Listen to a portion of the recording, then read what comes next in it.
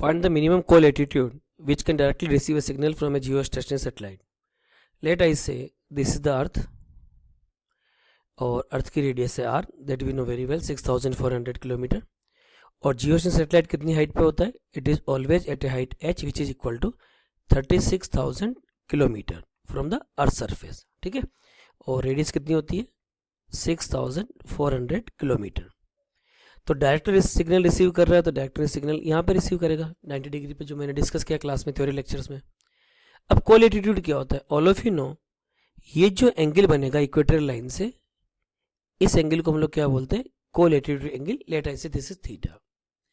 अब ये हो गया आपका 90 degree, this is 90 minus theta, तो ये एंगल कितना हो गया आपका? थीटा. ठीक है, अब मैं इस राइट एंगल ट्रायंगल कुछ भी नाम कर लेता हूँ, ए बी और सी.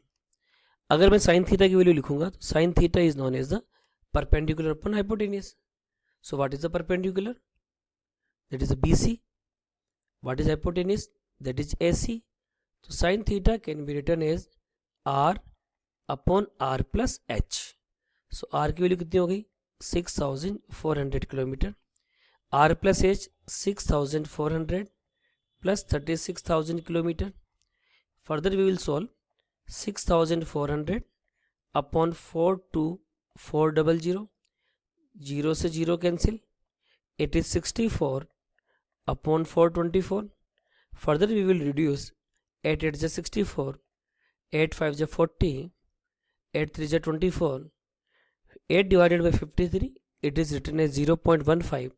So when sin theta is written as 0.15, theta will be written as sin inverse 0.15. So right answer of problem will be sin inverse 0.15.